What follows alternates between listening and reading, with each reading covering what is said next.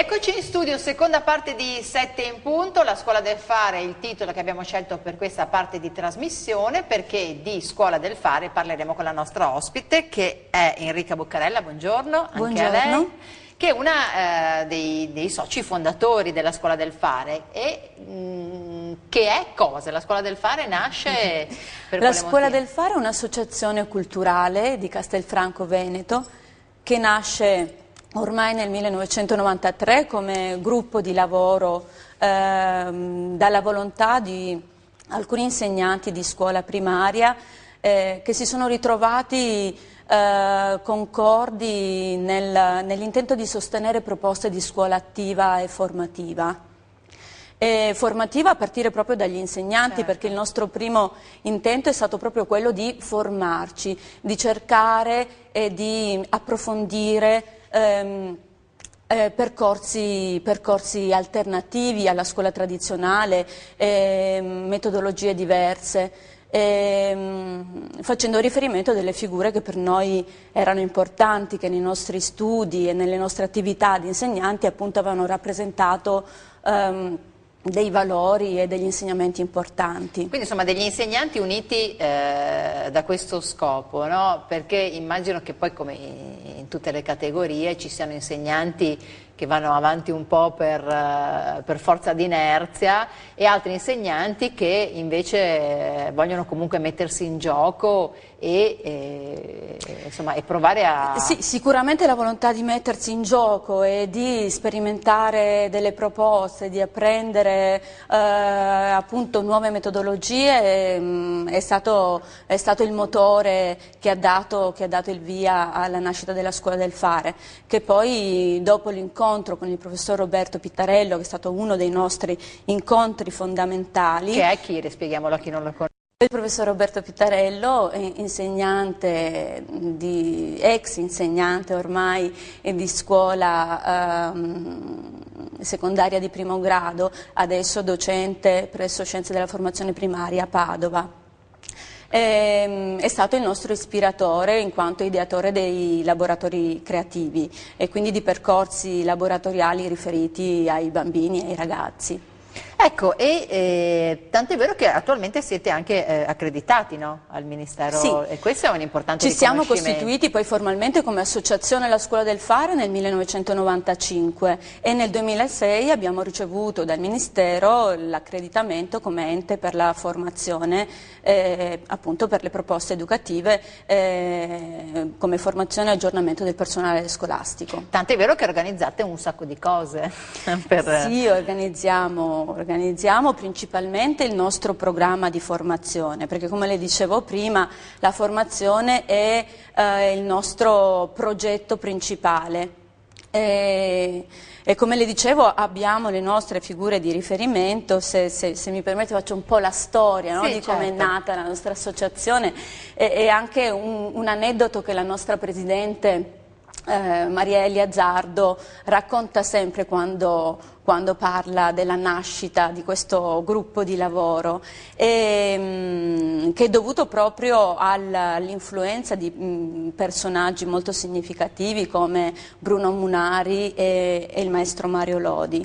Bruno Munari è una grande personalità nel campo dell'arte, del design, della grafica, che ha percorso con la sua opera tutto il Novecento e che è stato anche un ideatore di laboratori, di percorsi laboratoriali per i bambini, presso la Pinacoteca di Brera e poi dopo in tante altre occasioni e iniziative. E Mario Lodi, un grande maestro che ha ispirato il nostro lavoro, che si è ritrovato maestro nell'immediato dopoguerra e che ha avuto questo compito no, di ricostruire questa volontà, questo intento e questo sogno anche di ricostruire la scuola italiana, di ridisegnarne il valore, di ridisegnare anche la figura stessa del maestro. Questi sono stati i nostri grandi ispiratori e quando Maria Elia Zardo si è rivolta proprio a queste due figure per avere indicazioni su come realizzare questo nostro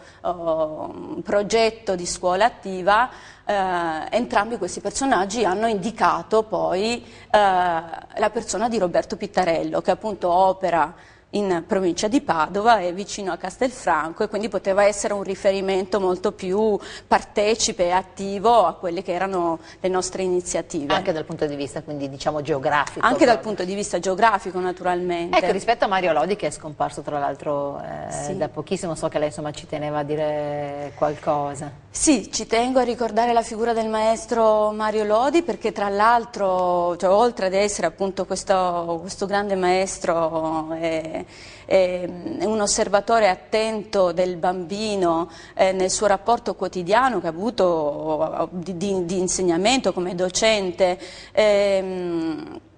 e anche l'ispiratore di un gruppo di cui facciamo parte, che è la rete di cooperazione educativa C'è Speranza se questo accade.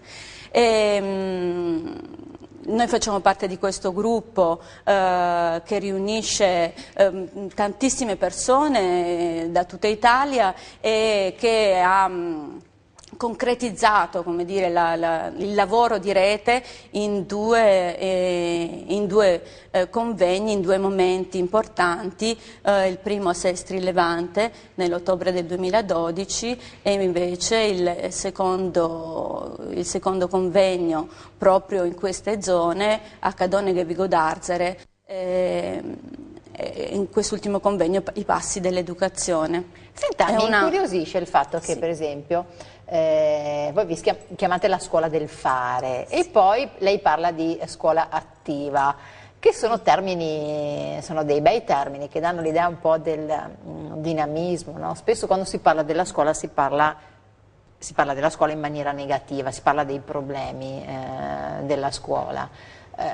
È stata una scelta, voglio dire, sì, che andava in quella direzione? Sicuramente il termine la scuola del fare rispecchia proprio il nostro intento e la nostra metodologia, l'accoglienza da parte nostra della metodologia appunto dei laboratori creativi, ma anche di tutti quegli spunti che queste personalità che le ho citato, Bruno Munari, Mario Lodi e Roberto Pittarello, ci hanno offerto con la loro opera e con il loro lavoro. La scuola del fare perché appunto si è costituita come associazione con l'intento di sostenere la metodologia dei laboratori creativi di Roberto Pittarello, che partono proprio dal fare, dall'operatività, quindi dall'offerta di percorsi che mettono al centro della costruzione del sapere proprio il bambino, che partono dall'esperienza del bambino. Percorsi di laboratorio che offrono al bambino strumenti, tecniche, regole all'interno dei quali il bambino sperimenta e costruisce la propria esperienza, decidendo poi come utilizzarla per la propria espressione personale, originale, Lei creativa. Ci sta dicendo in qualche modo che quando noi vediamo il bambino arrivare a casa con qualcosa, forse dovremmo pensare che dietro c'è molto anche di questo, no? Di questo lavoro degli insegnanti. Spesso, insomma, se gli insegnanti fanno se hanno una formazione, sì, di un certo tipo, no? Sì, dipende da quello che il bambino porta a casa. Ecco, cioè? Perché ecco, la proposta di laboratorio dei laboratori creativi è, direi, non voglio essere drastica, ma è in netto contrasto con l'idea del lavoretto, no? Certo. Del lavoro occasionale, estemporaneo che il bambino realizza a scuola, magari così senza per la festa di Natale, per la festa della mamma. Sicuramente sono lavori graditi, sono sicuramente lavori a cui il bambino tiene particolarmente, però quello che proponiamo noi è proprio un percorso di lavoro, è un percorso di crescita dove il maestro diventa la guida, diventa l'esempio da seguire, dove il maestro per primo sperimenta e fa vedere come si fa. Il bambino a sua volta lavora con questi strumenti, con queste tecniche e arriva ad un risultato che è il prodotto della propria espressione e quindi non è un'imitazione. Quindi è un pezzo unico, si può dire. Sì, sì, no, e soprattutto dove... Aspetti, lo dice dopo la pubblicità. Pubblicità.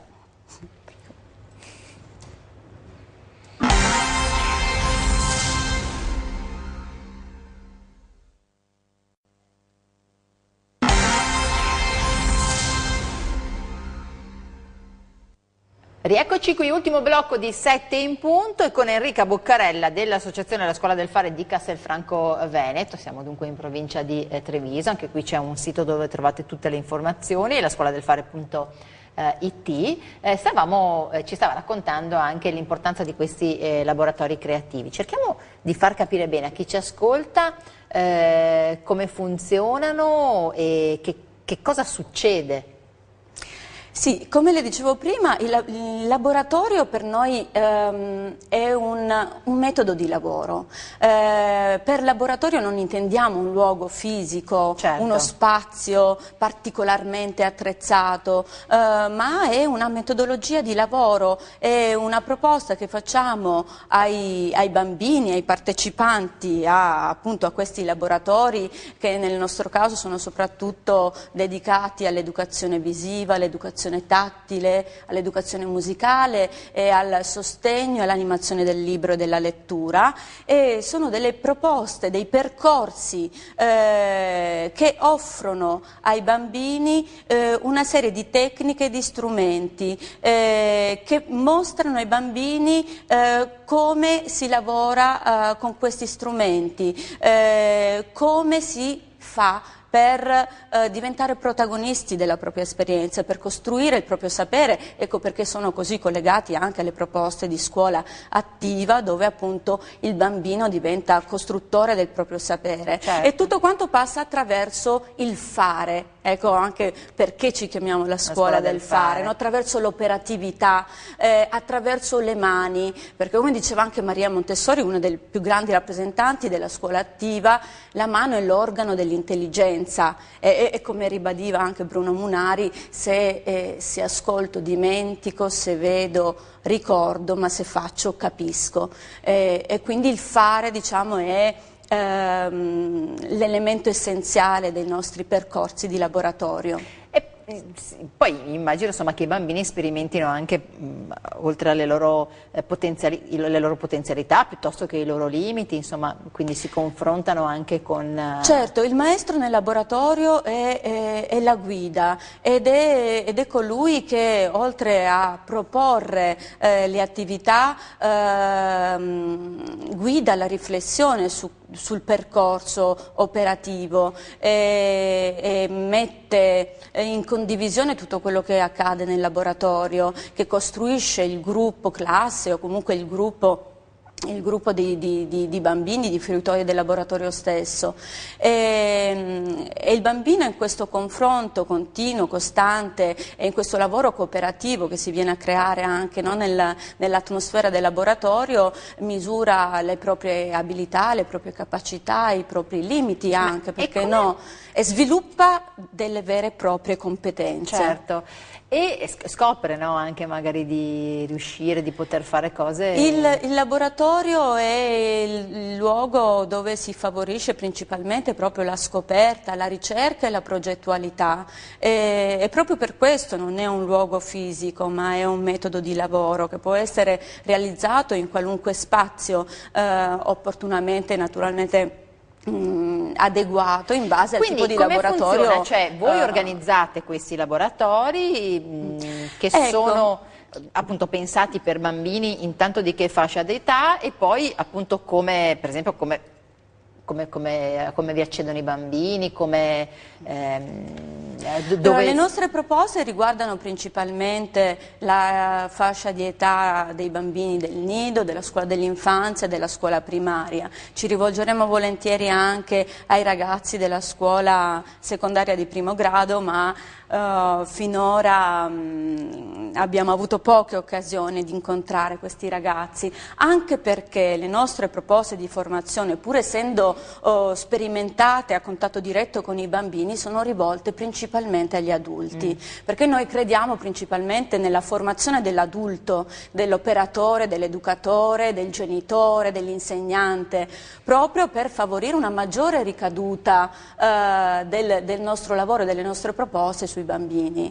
Certo. Se io realizzo un laboratorio con 20 bambini, È un'esperienza bella, significativa, che resta però un'esperienza. Se invece faccio un percorso di formazione con 20 adulti, quei 20 adulti incontreranno tantissimi bambini e sicuramente la ricaduta sarà molto più importante e incisiva.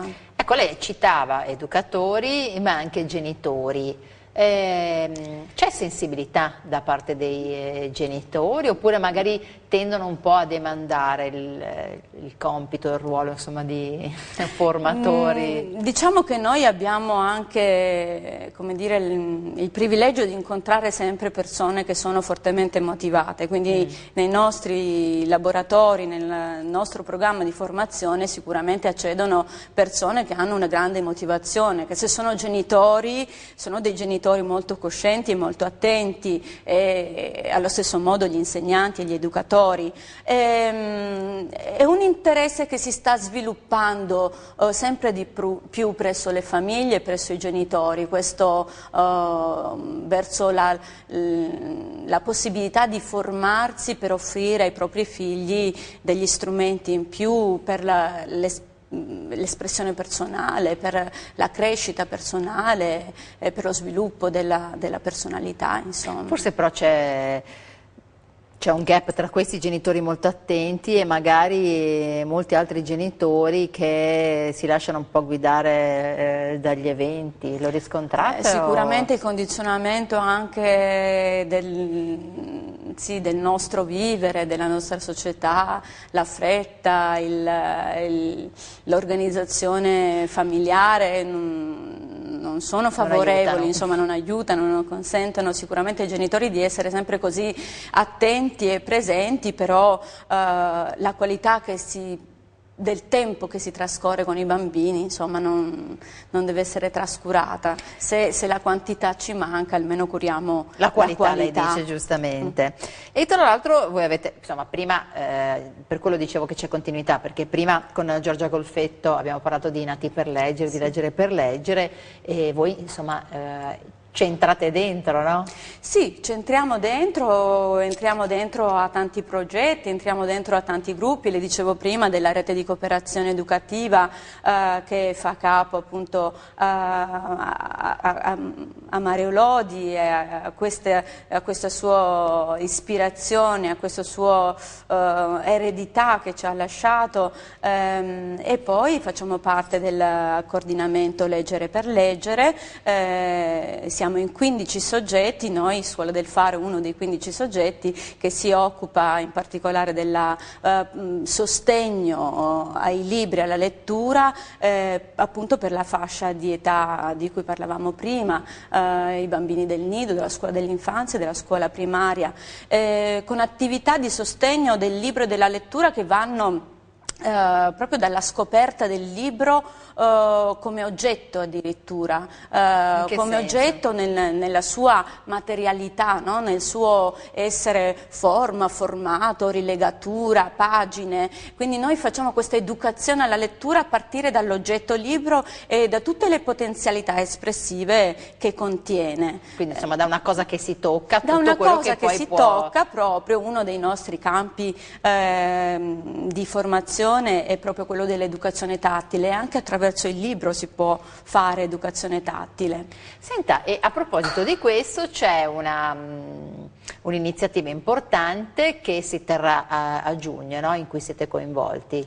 Sì, sempre con il gruppo Leggere. Sì, sempre con il gruppo Leggere per Leggere, siamo coinvolti in questa iniziativa Voci in Villa, è il secondo anno che si realizza, un'iniziativa promossa dalla Regione, che appunto ha affidato il compito a Leggere per Leggere di organizzare questa rassegna di letture presso Villa Contarini, e ci sarà questa giornata di cui le parlo in assoluta anteprima, perché il programma che è stato definito non è ancora pubblico, è un programma che riguarda letture, animazioni e laboratori per i bambini e per gli adulti, che si svolge durante tutta la giornata, dalla mattina fino al tardo pomeriggio, e che prevede 2 percorsi: un percorso riferito ai bambini dove le letture e i laboratori saranno incentrati sul tema della natura, del giardino, della natura, dei fiori, del vento, e siamo in un luogo appunto bellissimo, tra l'altro, che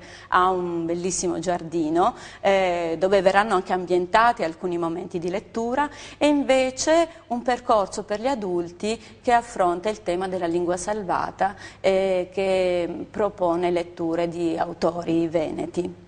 Senta, invece noi stiamo mostrando, adesso tra poco mostreremo, questo si riferisce a una settimana della lettura che si è già svolta, però cosa sono le settimane della lettura? Perché insomma anche questo è un impegno. La settimana della lettura è stata un nostro appuntamento, le dico che è stata perché quest'anno saltiamo l'appuntamento, ma è stato un nostro appuntamento per ben 18 anni, ha accompagnato ma proprio... è diventata maggiorenne. È diventata maggiorenne e abbiamo deciso di lasciarla libera.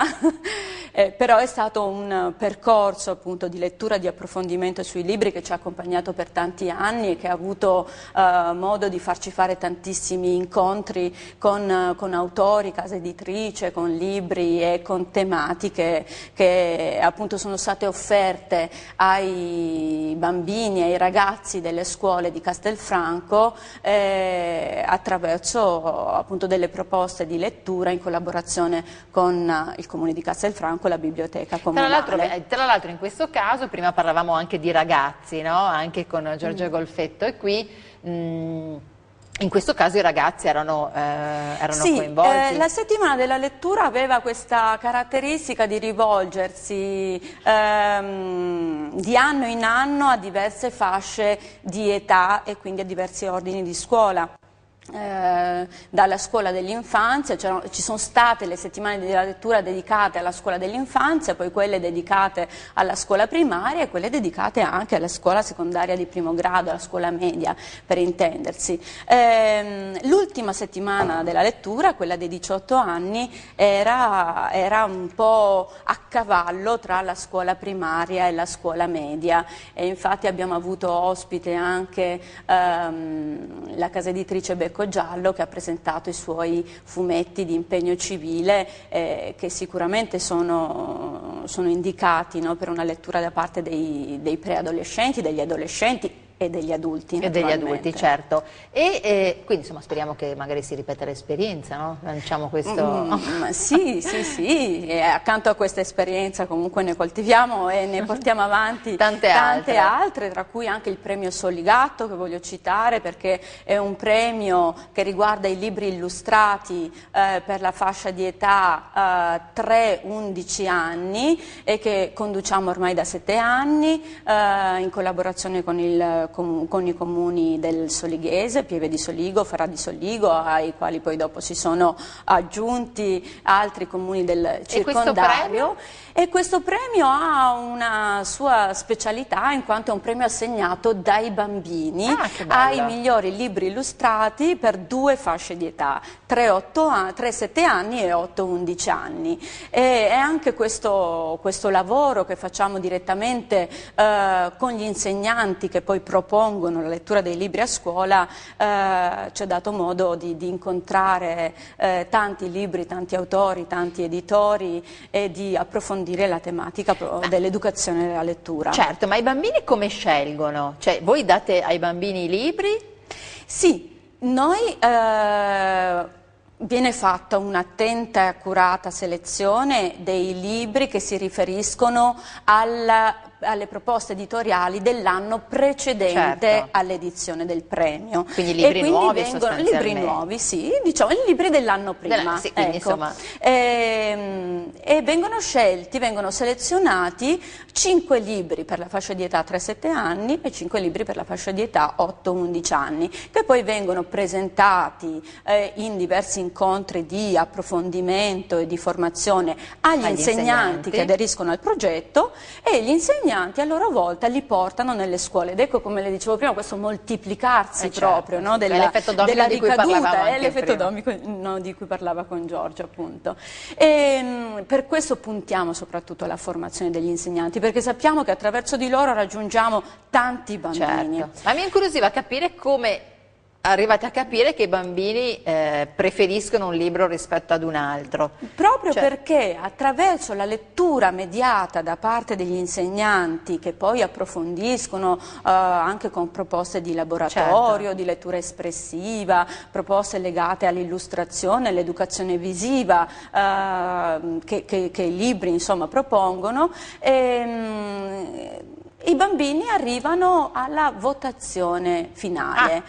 Ci sono due votazioni veramente. Quindi sono proprio dei giurati veri. Assolutamente, una votazione serissima, con tanto di schede, di conteggio e di spoglio delle schede. La prima votazione è una votazione di impatto che i bambini fanno sulla copertina, sul primo impatto che il comunque libro... è importante nella scelta, no? Sì, certo, ed è anche un'indicazione, abbiamo visto, molto importante per gli autori e per gli editori, che ci tengono molto ad essere messi al corrente proprio di questa scelta di impatto che i bambini fanno sulla copertina, sui colori, sul formato, sul titolo del libro.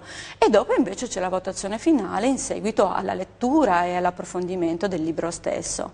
E devo dire che in questi 7 anni i bambini hanno fatto veramente un gran lavoro come giuria e ci hanno sempre dato delle indicazioni importantissime anche per quello che è, no, l'editoria e la conoscenza dei libri.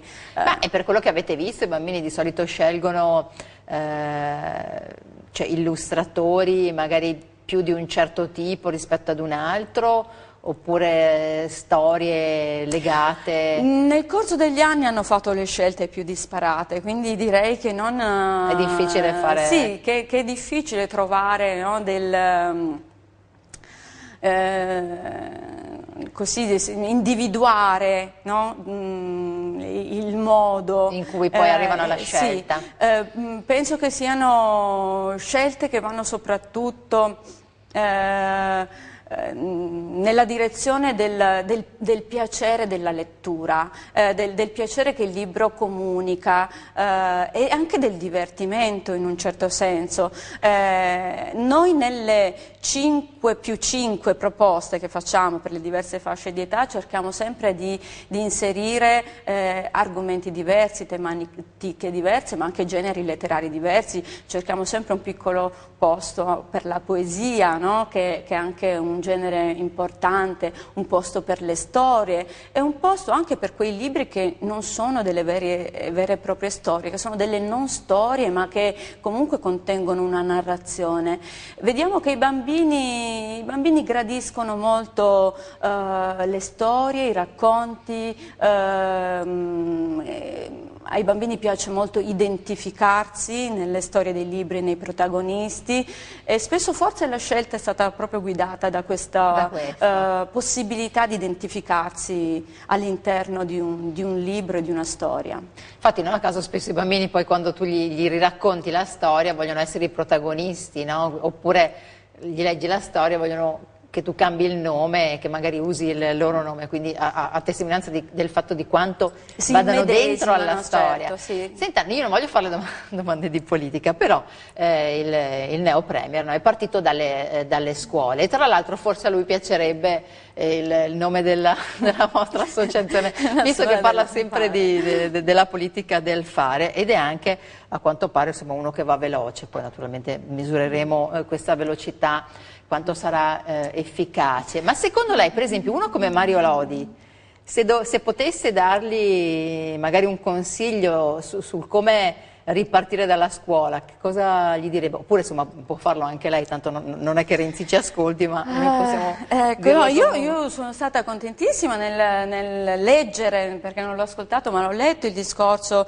di insediamento di Renzi in cui parlava proprio dell'importanza, della priorità, no, da dare alla cultura, all'istruzione, alla scuola, così come sono contenta delle sue visite del mercoledì presso le varie scuole, i vari istituti e spero che a queste parole segua un impegno un impegno effettivo, un Certo. impegno importante. E visto che mi ha chiesto di Mario Lodi, vorrei... Abbiamo 30 secondi però. Ecco, vorrei solamente citarlo dicendo questo. Mario Lodi, come le dicevo prima, si è trovato a insegnare dopo la guerra e ha trovato un mondo, no, da ricostruire. E in una delle sue lettere agli insegnanti, nell'augurare buon anno nel 2010, un buon anno scolastico, ha scritto: forse qualcuno di voi ha la brutta sensazione di lavorare come dopo un conflitto, in mezzo a macerie morali e culturali. Il mio augurio per il nuovo anno scolastico è questo: non sentitevi mai da sole e da soli. Prima di tutto ci sono i bambini e le bambine che devono essere, nonostante tutto, al centro del vostro lavoro e che, vedrete, non finiranno mai di sorprendervi. Poi ci sono altri che, come voi, Siamo si fuori stanno... tempo? Mi scusi? Ecco, no, niente. No, prego, chiudiamo la frase perché è bellissima, Ultima cosa, non dimenticate che davanti al maestro e alla maestra passa sempre il futuro, non solo quello della scuola, ma quello di un intero paese. Ecco, questo benissimo, allora direi Renzi. mandiamo questa, twittiamo con Renzi, insomma gli mandiamo questa lettera di Mario Lodi. Grazie davvero a Enrica Boccarella, grazie a voi per averci seguito, naturalmente poi ci sono tutti i nostri notiziari. A più tardi. Grazie a te, Valentina.